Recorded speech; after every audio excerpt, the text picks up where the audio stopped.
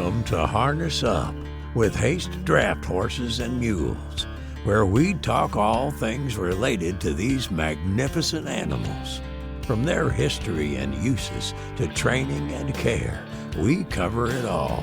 Join us as we chat with experts and enthusiasts in the field, share stories and tips, and explore the world of draft horses and mules.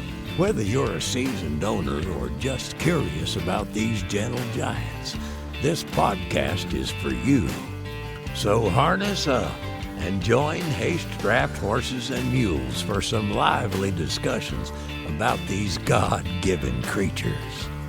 Well, good evening, everybody, from down here in Brevard, North Carolina. And I made the trip down here today and sold a horse to this fellow sitting here. And we decided to record a podcast while we're down here tonight. He had a little community building here close to his house, and we borrowed it, and we're going to record a podcast. So we're glad to be here with y'all. And sitting here next to me is Mr. Timmy Jones. How are you, Timmy? All right, buddy. Good to see you again. Yes, sir. Timmy's originally from here, ain't you? Yes, sir. Yes, sir. Born and raised here. My family's been here for generations. That's good. It's a beautiful place. I met Timmy along, 3-4 years ago or something? I want to say it was probably 2018 or 2019 at the Station Inn, I believe, where we met. That's where we met, down in Nashville, Tennessee. That's right. Yes, sir. Sure was. I Timmy, think it was 2018. I'm pretty sure. Timmy plays bluegrass music and sings, and he was in a band back then. I got to follow his band and really liked him, went down there and met him. And of course, Timmy, I seen him, walked up to him, started talking to him. We had a good conversation and became Facebook friends. And then it just went from there. So we did, yep. And we both like horses. We're both country boys, so we had a lot in common. We like bluegrass horses. We was country boys, so we hit it off just like that. Been friends ever since. So. Yeah, and the reason I brought Timmy on tonight too, he has his own business down here. They started in the Pisgah National Forest called Rusty Spur Trail Rides, and they do trail rides. And I've sold him a few horses for his trail rides. I'm going to let him tell you a little bit about the business and how it goes and how he's doing it and how it all got started. So.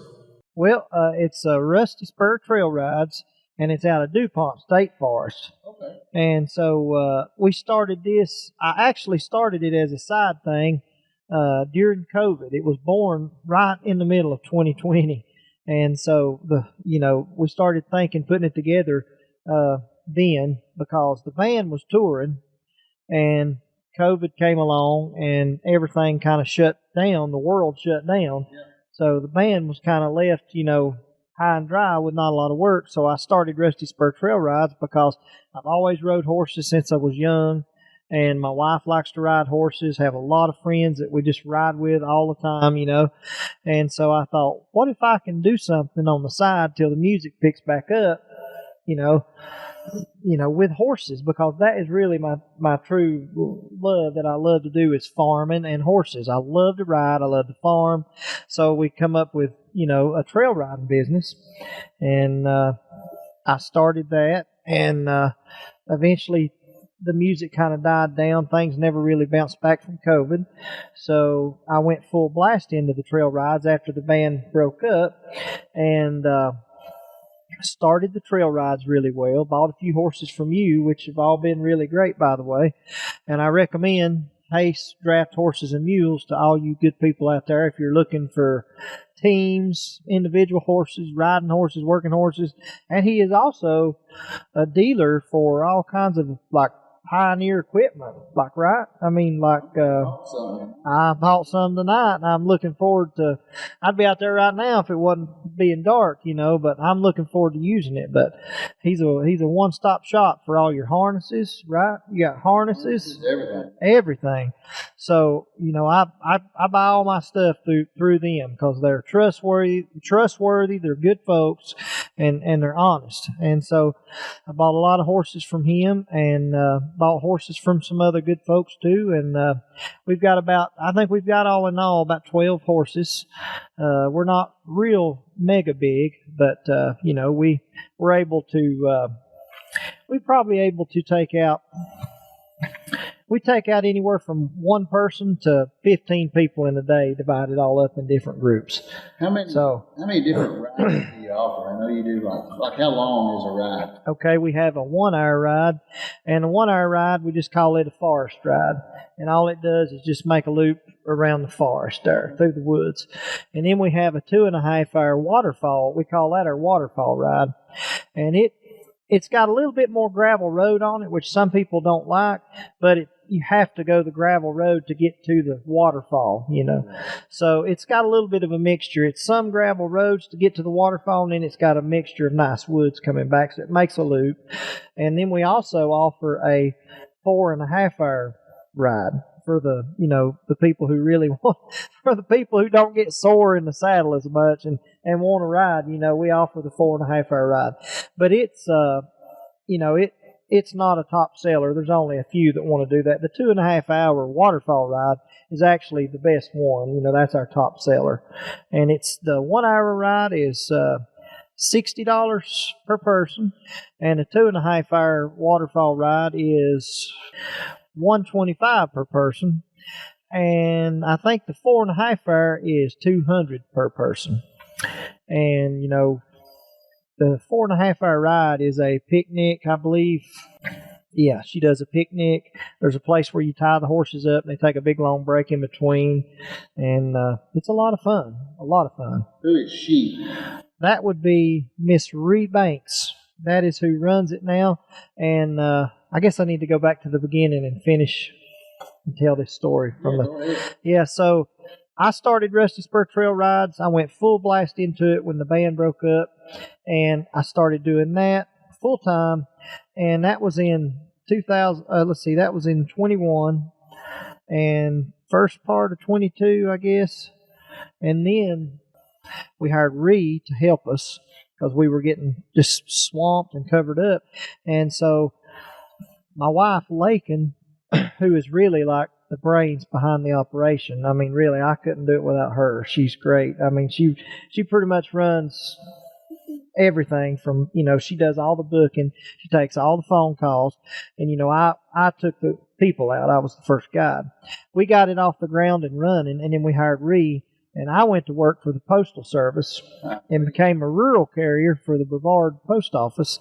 And so she also works there as a rural carrier. And so I take care of the horses, and Lakin books the rides, and Ree takes out the people. So when we say she is standing in front of her. She's running the camera. Yeah, she's running the camera. Timmy's wife, Lakin. And I have to give her credit, too, for when I was in the band, when me and Bobby had the band, Bobby Powell, my good friend and co-owner of Carolina Blue, we could. I think if he was here, he would say the same thing. We couldn't have done it without her. Like she was the brains behind the band as well as Rusty Spur Trail Rides. She kept me and Bobby and Reese all in line, when we first started. So this fella flat sing, folks. He's a mountain singer. He's got a voice on him. You ought to go back and listen to some of his stuff. If you've got Apple Music or Spotify or anything, you can find him under Carolina Blue. And a Bluegrass band, super good. And Timmy plays the mandolin in that band. They're not together no more, but he played the mandolin and sung the tenor and a lot of the lead in that band. So you'll get to hear him sing on there. So yeah, I appreciate that. Yeah, we got some YouTube videos on there. I don't guess we were the first. We certainly weren't the first, group that ever made music videos, but we did a lot of them music videos of some of the songs that we wrote, and some of them are real special to us. One that I like, that's my favorite, that people may enjoy off this channel too, or off the podcast. I say channel because I'm so used to YouTube, but this will be on YouTube as well.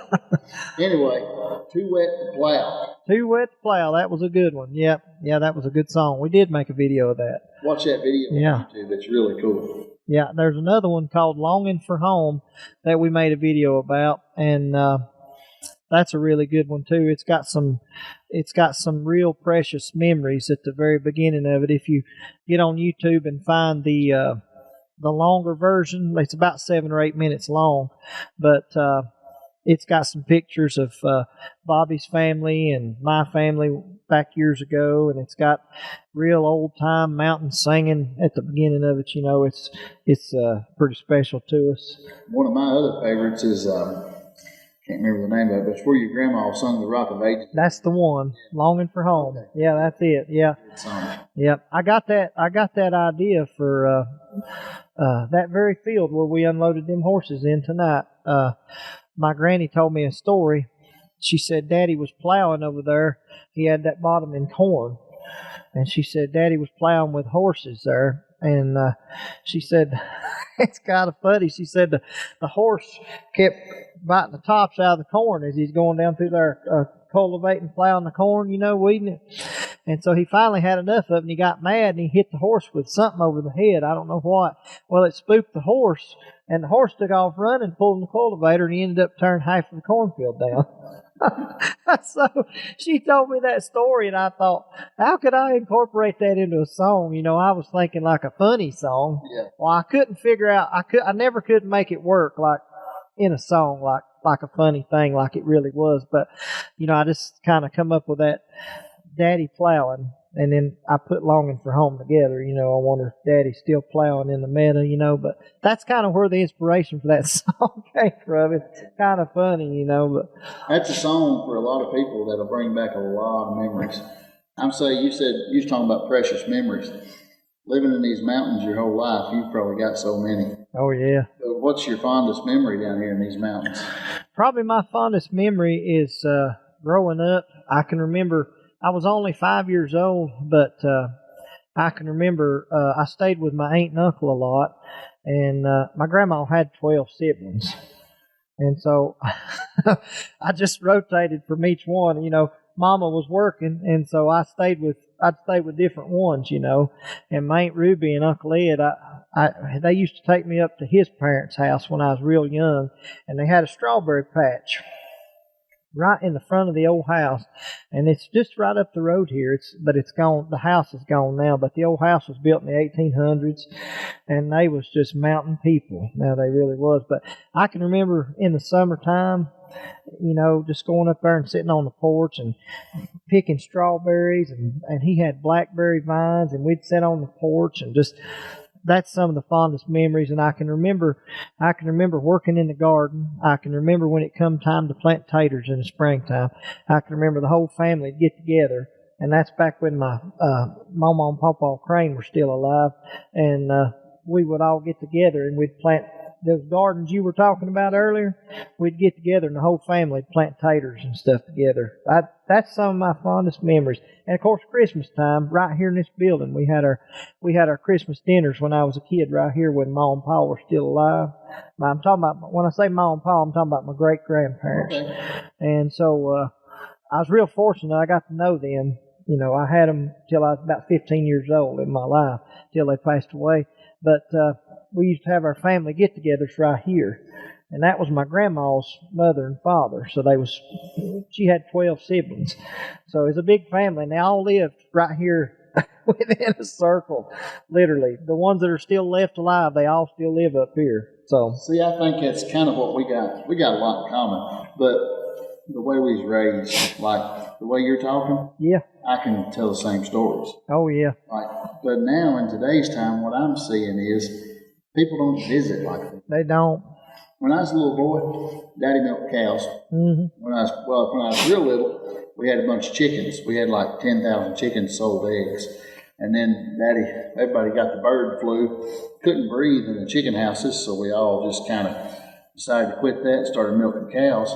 And I remember Daddy get done milking at night, and he had 17 siblings. Wow. And 2 or 3 of his brothers would come over, and Mom's brothers and sisters.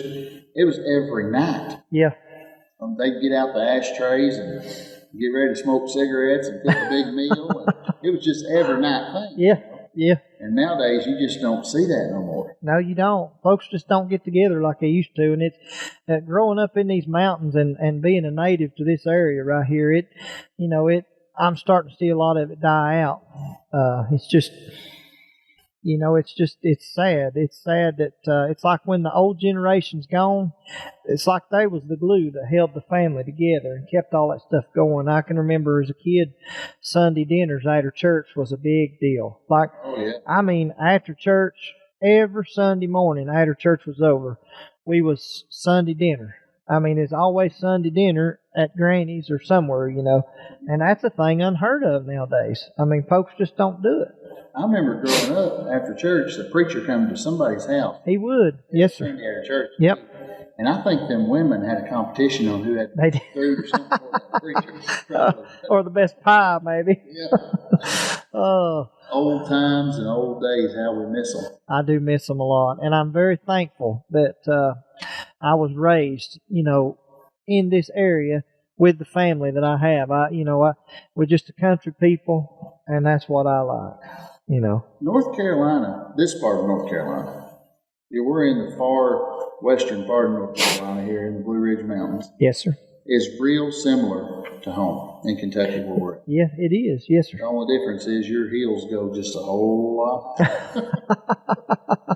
Well, I love Kentucky. Every time I've been up there, I've wanted to stay. I tell you, it reminds me a lot of here and a lot of home here. And man, y'all got some of the prettiest farms and just places up there. I'd love to go up there and ride horses in some of them national forests up in Kentucky.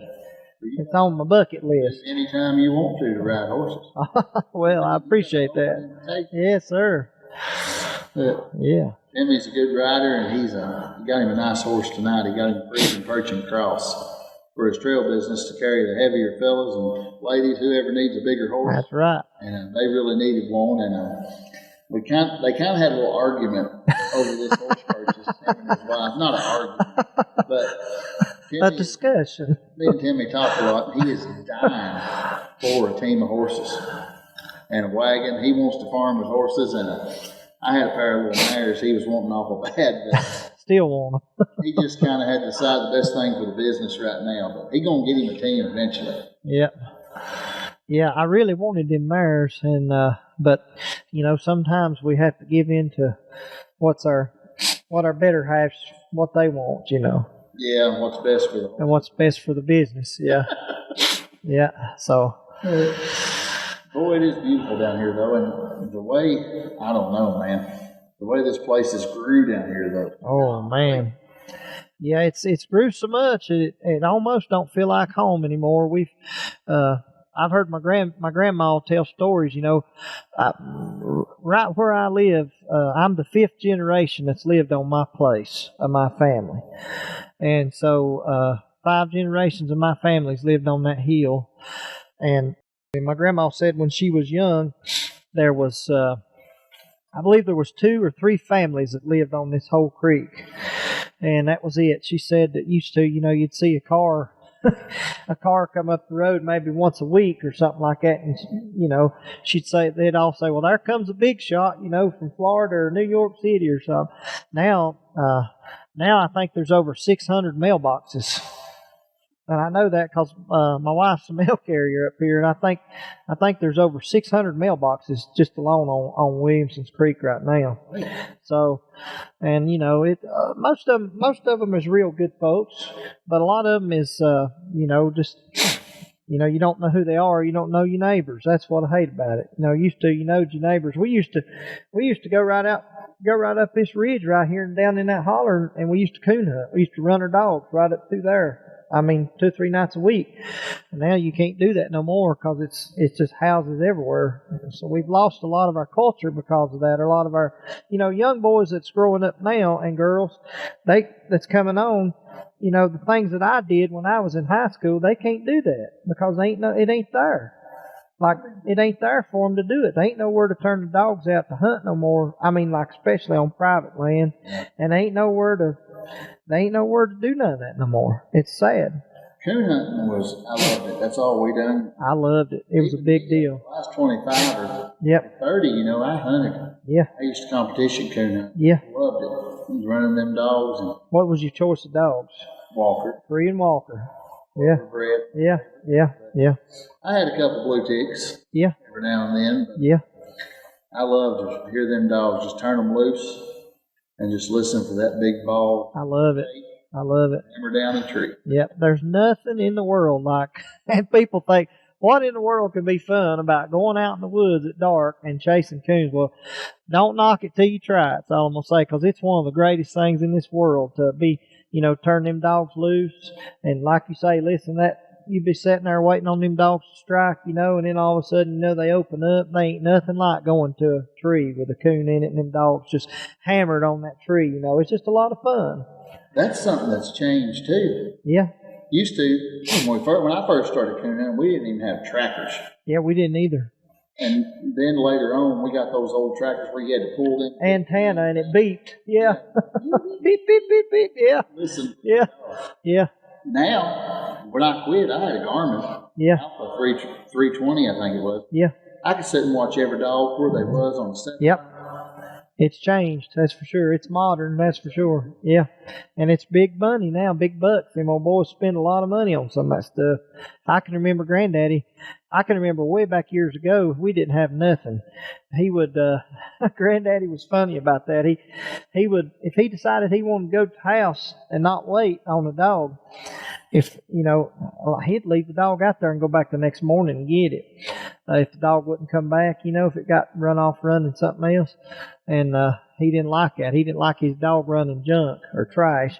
So he'd leave that sucker out there. But he'd always lay his coat or something down. Yep. And I swear, that dog, he'd go back the next morning, there's the dog would be. He'd find that dog. It was the funniest thing in the world. But a little bit later on, I can remember we got us one of the old tracking collars like you're talking about. You pull out the antenna and it beep, beep, beep. Seemed like you had a magnet or something in the collar you had to take out to get it to activate or something, if I remember right. I used to when I was little. I loved coon hunting so much.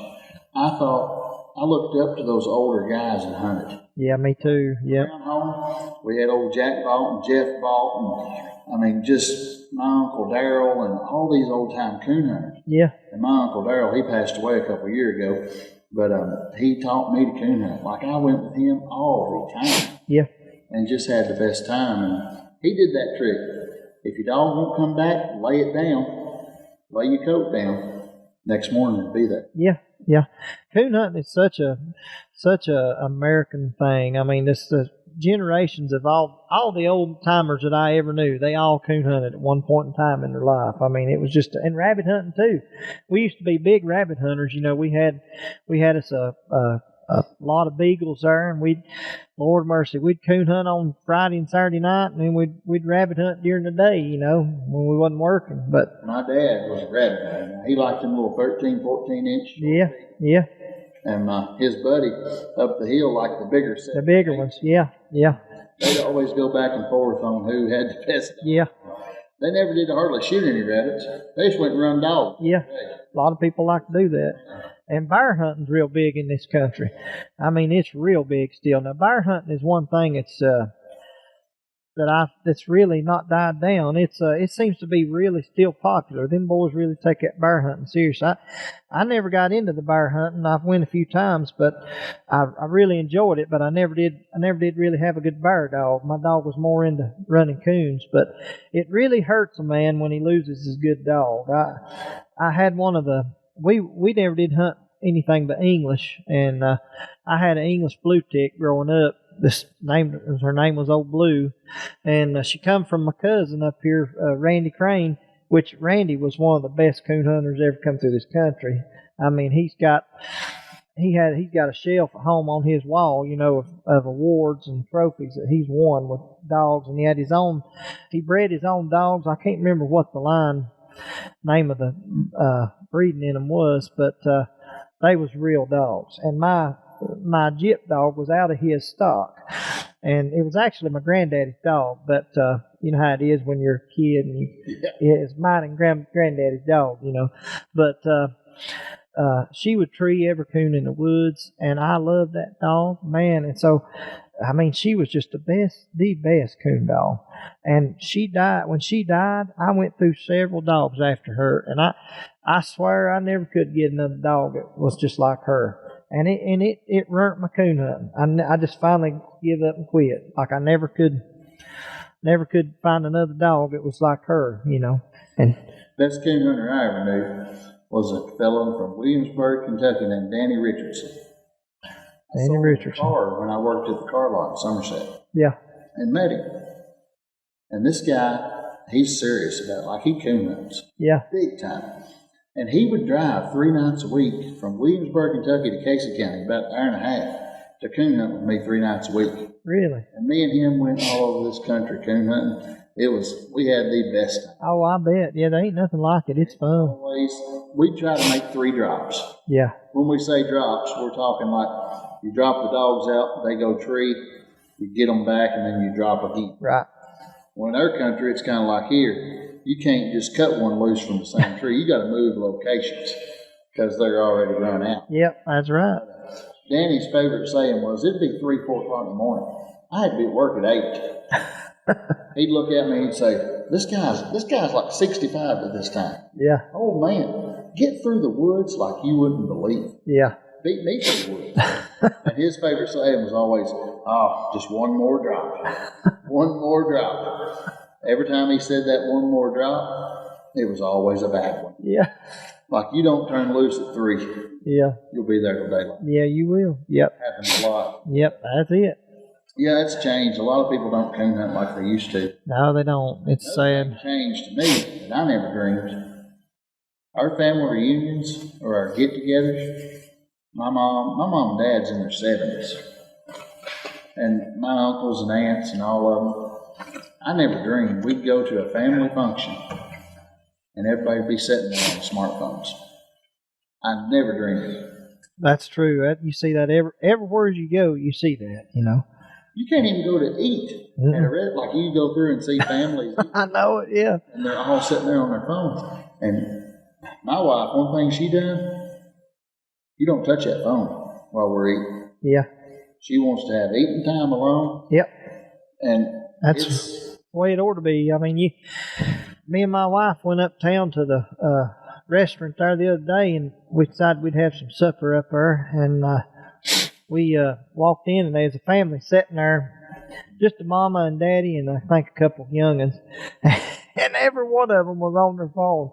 The mama, the daddy, and the 2 young'uns. There's all of them on their phone. And so I told my wife, I said, well, they must just not have nothing to say to each other at all. You know, I can remember growing up, especially at Aunt Ruby's house, there wasn't no talking or nothing. I mean, outside, I mean, at the eating table, you know, we didn't really even talk that much at the eating table because we was eating, but, you know, we could talk to each other. We wouldn't have never been on our phones. She didn't have no radio playing or nothing. Like, if we'd have been on our phones, well, there wasn't no phones, cell phones back then, but if we'd have had them out, she'd have made us put them up, you know, because that was a time to, if you needed to say something, there's a time to say it and talk to each other. But it's changed. It's you know, something else I bring up from time to time with people is I feel like we're losing our identity as mountain people, like our culture, as far as our language goes. I've heard other people talk about it, but like some of my younger cousins that's real young and just graduated high school, now if you listen to them talk, they don't sound like they're from here. Have you ever sat down? If you go to Brevard High School or Rosman or wherever you go, and you go and you listen to any of them young'uns talk, they ain't a one of them. They might be 1 in 15 that actually sounds like they're from here. And I'm talking about kids that are native, like born and raised here. Their family's been here for generations. Explain that. Now, how are we losing our dialect, our mountain? You know, it just. I know. We're losing our. I got the answer. I know exactly what it is. My son, he's 17. He sounds like a complete city slicker. I don't think I sound like him, but he does. The reason is they're into these phones. That's what it is. And they're hearing these other types of language, like talking, and their mind, they ain't hanging out. It goes back to what I was talking about. They ain't hanging out with the old folks. Right. They're hanging out with their phones. Yeah. People from all over, and it's just kind of gradually drifting away. It is. It's funny. Like, we played all over the country with Carolina Blue, and we went out to California one time, and this this couple out there told me, they said, boy, we could just listen to you talk all day. Your accent, you don't hear that much anymore. And I was like, we probably don't ever hear it out there, in California. But, I was thinking, and I told them the same thing. I said, if you think I talk with an accent, you should have heard my great-granddaddy talk. I mean, I grew up around them people, my great-grandparents, and they was mountain country people, and so, you should have heard them talk. They're the ones that had the accent. But is tobacco use heavy in this country? Yeah, it is. Just about everybody in my family smoked or chewed tobacco or dipped snuff, and I did too. When I dipped snuff and chewed tobacco probably from the time I was 15 till I was probably almost 30, and I quit, and I've been quit for over 10 years, and I wished I'd never started it, but growing up, Granddaddy chewed it, everybody chewed it, but I have to say I've been pretty lucky. I've never had a bad tooth, and I've never had a cavity. Not one. I've never had a cavity. I've got really good teeth, but I do wish that if I could go back, I wished I would not have used tobacco. I was chewing at 10, maybe even before. Yeah. Daddy chewed Red Man. Yeah. And Red Man, original, green and red. Yeah. And he'd always tell me, he'd be out milking. Yeah. I'd be out there helping him. He'd say, go to the house and give me a pack of chewing tobacco. Yeah. And he had a little cabinet right beside his chair. And he'd buy cartons at a time. Yeah. Full of chewing tobacco. Yep. And I knew where to go get it. And I went and got him a pack of chewing tobacco. Well, I always just tried. Have to try it. It's just too tempting. Yeah, too tempting. It smells so good. Open that seal and break that pouch, and the smell, man, it smelled good. Well, if I got in it and he didn't tell me to, he knew I'd been in it. But I had a chance to get in it. Yeah. He told me to go get it. So I had a pack that I kept out of there. I stocked it in my room. And I'd get me a pack and take it to my room, and then I'd take his to the milk house. Yeah. He knows this now. He'll listen. He already knows. He ain't going to whip me or nothing now. He already knows. But anyway, I had that pack in my room. And I'd chew that stuff, and I'd have me a spit bottle in there. Mom and Dad caught me. It took them about 3 years. I was chewing the heck out of it. I mean, I loved it. Yeah. And when they caught me, Daddy said, well, he's already doing it now. What are you going to do? Mom was not having it. Yeah, I bet she wasn't happy about that. So I went ahead and chewed around. Daddy let me chew around it. Yeah. When Mom wasn't there. I loved it. I started out chewing Red Man. That was actually the first tobacco I chewed, and then I switched a lot. I chewed pouch tobacco, plug tobacco, and twist tobacco. I went from I don't know if you remember, but they used to be. I really got on a roll there one time. Me and my cousin Bunyan. Me and him chewed pouch tobacco there for a while, and we were both underage and couldn't buy it. So looking back on it now, I can't remember how we ended up getting it. I think I actually bought it from the store. They just sold it to us. They knew we were underage, but they just sold it to us. Things were different 25 years ago, or say, than what they are now. But when I went to high school, the kids still smoked outside. Yeah, they did too when I was there. But Day's Work's what it was called. Yeah, Day's Work plug, and also Cannonball plug. Yeah. I love Cannonball plug. God, I love that stuff. But it got so expensive, you couldn't afford it. And so I switched to, I used to like to take, old man George Wilson got me on twist tobacco one time. He chewed twist tobacco, and he said if it's too strong for you or too dry, he said just pinch a little piece off and put it in your pouch tobacco. And so he got me chewing twist tobacco. I think it was Mammoth Cave or something like that. Mammoth Cave twist tobacco. That stuff was dry. My great grandma Warren chewed Mammoth Cave and Red Eye. Yeah, and there was also a tobacco called Warren County or something like that. Yeah. You know where it grew at? Warren County, Kentucky. Bowling Green, yeah. I used to dip that. I call it granny snuff. I'd say most people don't know what that is anymore, but I know they still sell it because I see some of it down there at Ingalls sometimes. But I'm out on that. Yeah, Granny, my granny dipped that stuff. Now she She lived to be 96 or 97, Granny Green, but she dipped it out to the day she died. But it's the powder, the dry stuff. I used to dip it, but we'd always dip it when we was coon hunting because it was nasty. It'd run down your chin. You didn't want nobody to see you, so we'd do it while we was out coon hunting. I remember the old timers. They'd have it all in their chin. And Raymond Fairchild, one of the greatest banjo pickers in the history of banjo picking, he dipped that stuff. From Maggie Valley? From Maggie Valley, yeah, and he would always have it running down. But honestly, if I could go back in time, I wished I'd never seen no tobacco because it was good and I loved it. And I chewed there at one time. I was chewing 3 packs of Levi Garrett a day. But it's proven to hurt your health and hurt your teeth nowadays because of I don't think it's the tobacco itself. I think it's what the chemicals they put in it because all the old timers did it and they all lived to be old. So I know this Amish guy in Ohio, Barnesville, Ohio, on Jericho Road up there. A lot of people may know where that's at. His name is Enos. He still grows about 20 plants behind his house and smokes it in his pipe. Yeah. Himself. Yeah. This guy's like 85. Wow. Smokes it all the time. Yeah, I tried that one time. A buddy of mine, Raymond Merrill down here in Penrose, he had a tobacco allotment. And when I was right in high school there, I decided I wanted to be a tobacco farmer one time. And so he had he started them in the greenhouse. That's what most of them fellers did. And they growed that burley tobacco. Yep. And so he gave me a little old flat of plants, and I set them out. And I had the finest field of tobacco you ever seen. And he said, "What are you going to do with it?" Because back then you had to have an allotment to sell it.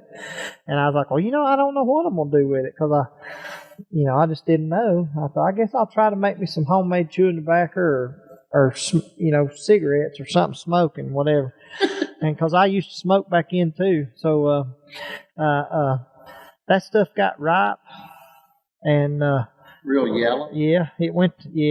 It went to getting ripe, and I had that cone on the stick, and you split that stalk, and I let it set in the field till it wilted down, and then I hung it up in the barn, and it hung in the barn for a while, and I never was much of a smoker, but I did smoke a little bit, but I can remember it felt like getting kicked in the chest by a horse after you kicked that straight after you smoked that straight tobacco. That was the strongest stuff I've ever. I used to smoke Pall Mall non-filters, and I thought they were strong. But when I smoked that fresh tobacco that we had hung in the barn, it felt like you'd been kicked in the chest by a mule. Now I'm telling you, it was rough. Growing up, everybody smoked. Yeah. Us boys used to want to smoke. Yeah. Like crazy. Yeah. Me and my cousins, when we was real little, we started rolling coffee grounds and smoking them. I mean, we'd smoke anything just to look. Yeah. Smoke. Yeah. Thought it was cool. Yeah. We raised backer my whole life. Yeah. And I did it all. Strip it, sucker it. Yeah. Cut it and hang it. Yeah. All of it. I love to smell it hanging in the barn. Me too. Lord, it smells good. But back then you was talking about how you had to have a base, tobacco bases. Yeah. To sell it. We lost ours in Kentucky. They sold them out. Yeah. And now you got to sign a contract with somebody to sell it. Yeah, I think anybody can grow it, but you're not guaranteed to get. I don't really know how it works. I know they done away with the allotments, didn't they? That may be something for you to do. Yeah. Contract, start growing. Yeah, growing backer again. I was pretty good at it back then, but that's been about 20 years ago. Yeah, it's been a long time. A long time ago. There's a lot of tobacco growed in these mountains from here all the way to Yancey County and back. I mean, a lot of families survived on backer money. I mean, they really did. Yeah, and it's almost it's dead now. I mean, it's just done. It's gone. It's been gone. You know what they done? Used to, you could bale in a homemade backer box. Yeah. And have a press. Just Yep. Jack it down, tie a small 50, 60, 80 pound, whatever you can lift. Yeah. Bales. Well, now, to grow for these big companies, you got to put a big bale together. Right. A lot of these small farmers can't afford the press. Yeah, they can't do it. Yeah. And they can't afford a skid steer or loader to even load it. So they're out of luck. Out of business. Yep. They put my dad out of the dairy business in 2019. Milk was selling for $13 a hundred. Milk sells by 100 pounds. Right.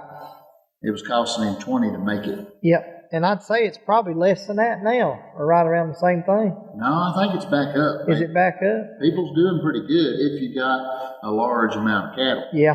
On a bigger scale. Yeah. The 30, 40 cow man can't make it no more. Mm-hmm. They just can't. Yeah. I know some people that are branching out and starting micro dairy, where they're it's a little bit of money up front, but I'm actually interested in doing this myself. 10 cows or less, and they're bottling and selling their own milk on the farm. It's a little bit of cost up front to do all that, but they're coming out ahead by selling their milk as a local product. They're selling raw. I know these people that are selling milk, raw milk, that you just have to label it for animal consumption only, but they're selling it for $10 a gallon, and people are buying it just like that. You know, I myself drink raw milk. I love raw milk. I've always drank raw milk ever since I got my first milk cow. And you still got a milk cow? My milk cow died on me last year, but I bought a young Guernsey heifer, first Guernsey I've ever had. I've always wanted one, and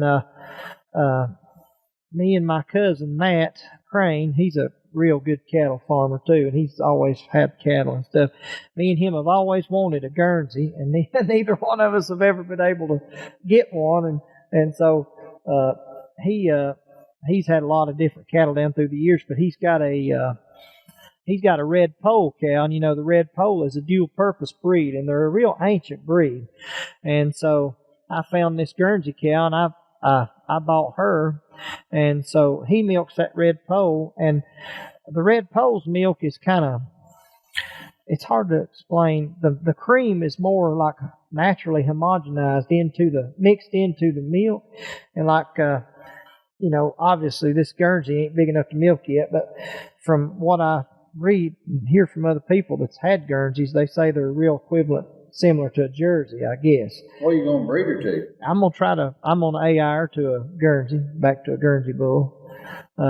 Or is she a calf? Yeah, and she's A2 by parentage, and she come from a girl in Shelby that's doing what I just explained. She's running her own micro dairy, but I think she milks about 20 cows, but she's selling her own products. She sells milk, cheese. She also has a pasteurizer and sells it pasteurized. How you going to run a trail business, run a dairy, and work for the post office? Well, the micro dairy is way down the road. I would love to. We have beef cattle, so I would love to stop selling my calves at the stockyard every year.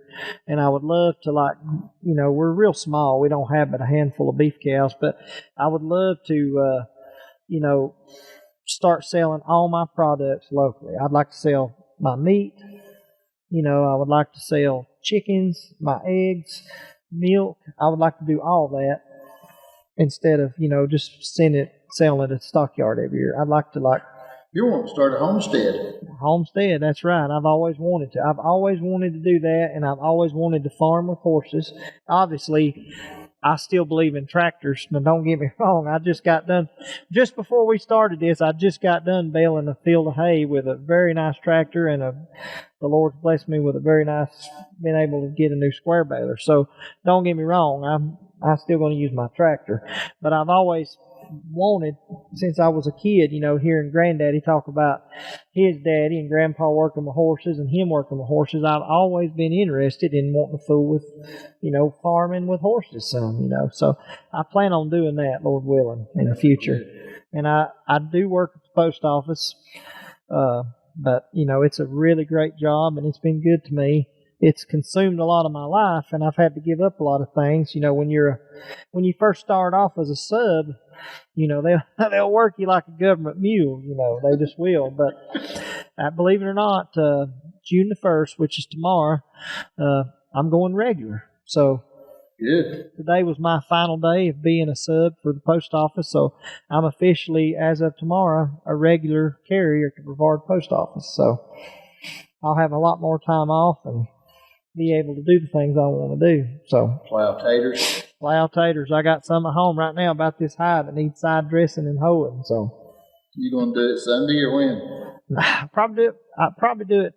Probably have to do it one evening through the week, or maybe Saturday. Yeah, I don't like to do it on Sunday if I don't have to, but never did really like to work on Sunday unless I have to. But Supposed to. yeah, that's just the way I was raised. I know some people, I say that, but then the post office made me work every Sunday. But that I feel like that's different, for your job. You ain't got a choice. But certainly the things that I can choose to do, I'll wait, if I have to.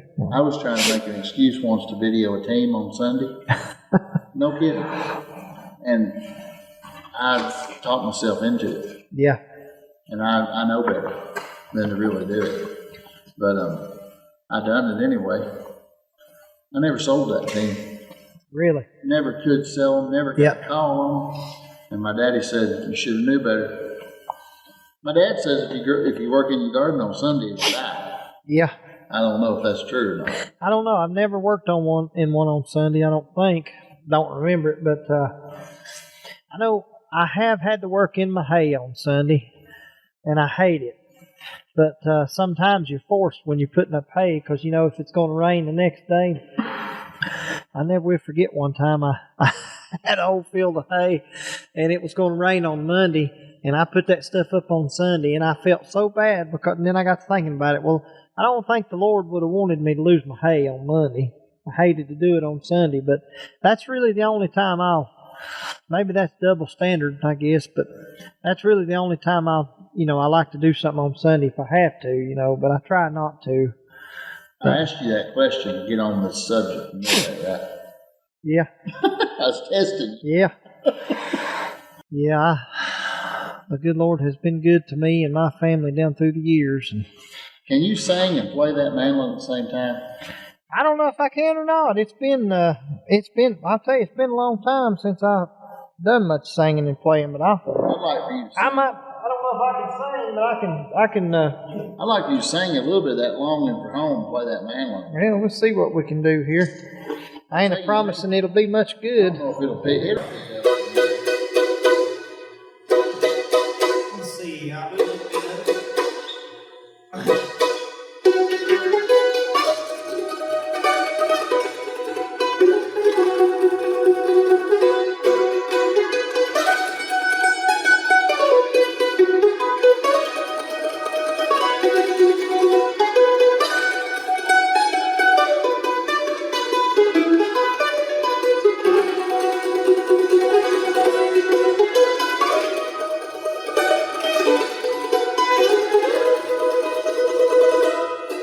I can still hear her home voice in my memory.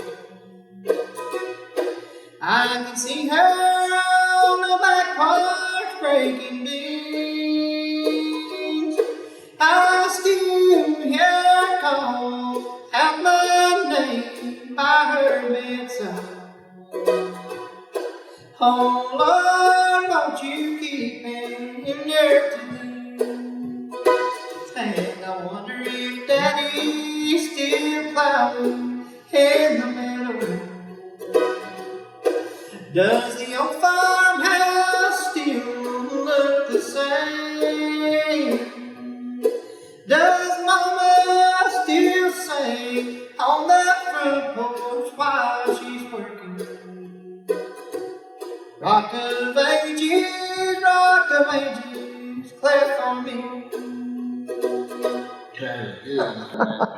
You can just see that in your mind when you sing that song. Yeah, that song was a blessing there, I tell you. Yeah, that was one of our most requested songs. It really was. Yeah.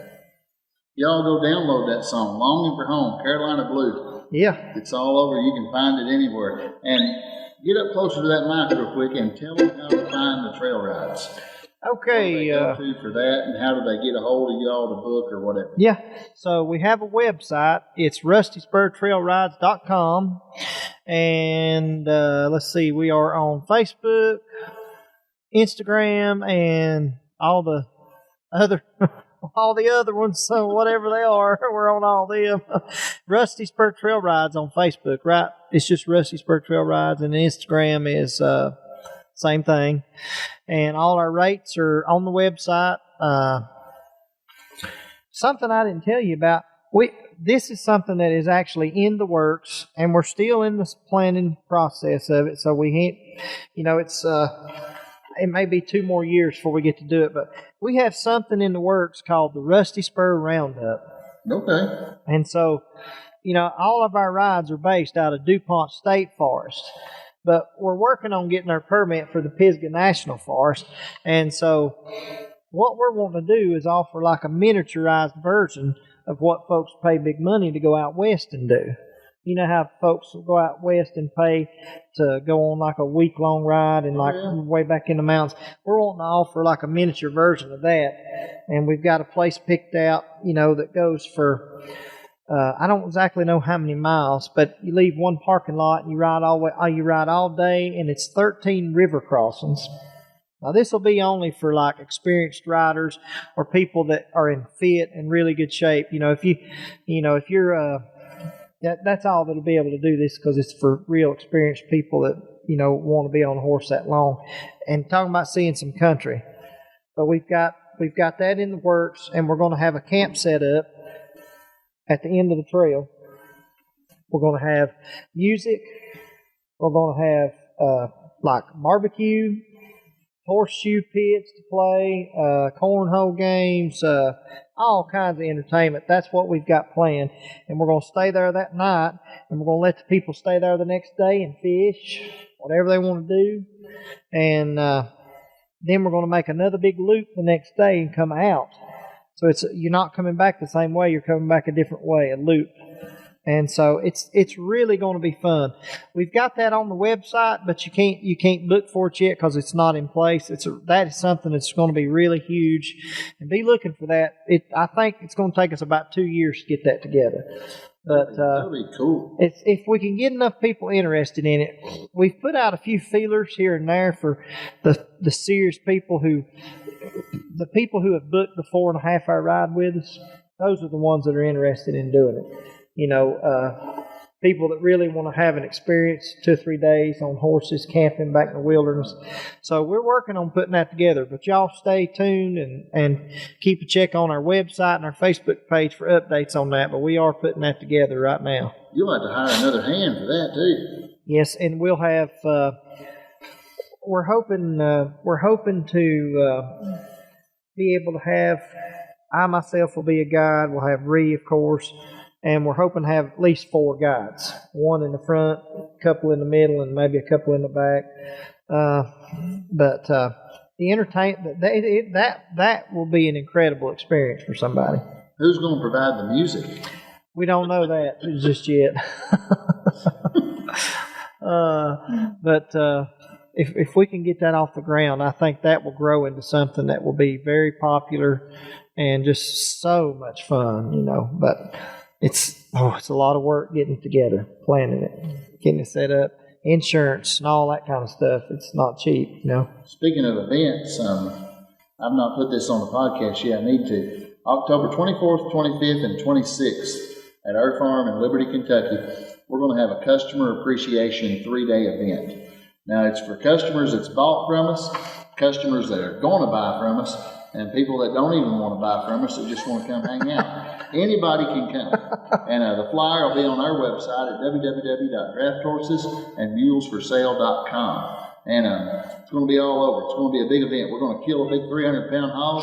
Henry's going to barbecue it. He's the best he's great. It tastes wonderful. Y'all come and eat. We're going to have wagon trains every day, all harnesses, 4 carts, everything at the place, gear-wise, wagon-wise, harness-wise. It's going to be 10% off that week, those 3 days. We're going to sell 5 teams at that event. The teams are going to be there all 3 days. Y'all can come drive them all you want, take them on wagon trains, plow with them, mow with them, whatever you want to do all 3 days. And we're going to sell those teams at that event by like a silent auction kind of deal. You make an offer and put it in a box. The highest one gets that team. And it's going to be a fun 3 days. We're going to have hopefully some music coming. I'm working on that end of the deal. Y'all come, bring your campers, bring your tents, whatever you want to sleep in. Anybody can come. It will be all rough camping. I don't have enough hookups except for maybe 1 or 2. And we'll probably have to use that for me and somebody else. So sorry about that. But you can come, bring your generators. We got a big field. We got that big 10-acre field behind the house. We can put you all around it. It's going to be a wonderful time, and everybody's invited. If you need information on that, you can call me, 606-303-5669. So hope to see everybody there. It's going to be a great time. So maybe you can come. Maybe we can. I hope we can. Fun. Yes, sir. That'd be a lot of fun. Pick on one. Just all one right. good song. Let's see here. We got something you want to hear? I just picked a good instrumental you like to play.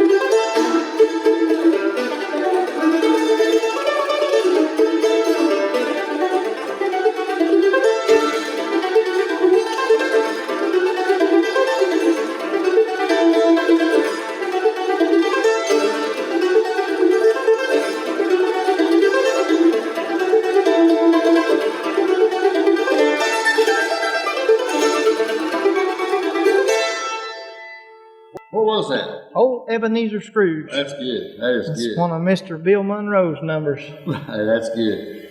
Folks, you may not know it or not, but that music, that's mountain music, and it rings through these hills, and it gives me chills sitting here listening to it. It's great. Wonderful. Well, Timmy Jones, I appreciate you. Stephen Haste, I appreciate you, Yes, my sir. friend. Yes, And sir. I'm glad you come on this thing with me. I'm glad to have you I'm on. tickled to be here. Happy to be here. When I first started this podcast, my wife gave me the idea to start it. She said, "You need a podcast." And the first person to come to my mind was you. I said, "I'm going to get Timmy Jones on this podcast with me." So, Well, we'll have to do it again for yeah, we can. Yep, yes, sir. Yeah. So, if y'all need Timmy, need to go on a trail ride or whatever, you know how to get in contact with him. If you need me, if you need a team of horses, if you need anything, you just give me a call, 606-303-5669. Subscribe to the YouTube channel. The video of this podcast will be on YouTube. If y'all are listening on Apple or Spotify or across the World Wide Web, hop on over to YouTube and watch the video. That way you can put a face with the voice. And leave a comment on there. Check out our Facebook. We've been doing giveaways on there and all kinds of good stuff. Check out our Instagram, our X account. Used to be Twitter, but now it's X. Yeah. TikTok, we're on it all. You can find us anywhere across the good World Wide Web. So thank y'all. God bless you. And we'll see you soon. Thank you, Happy folks. Christmas. As another captivating episode of Harness Up with Haste Draft Horses and Mules draws to a close, we extend our sincere gratitude to our listeners for joining us on this enlightening journey. We hope today's discussions have deepened your appreciation and understanding of these magnificent creatures. Remember, the adventure continues beyond this podcast. Stay connected with us on social media and share your stories. For more information and to explore further, visit drafthorsesandsmulesforsale.com. Thank you for being part of our community. Until next time, keep harnessing your curiosity and passion for these God-given creatures. Farewell for now.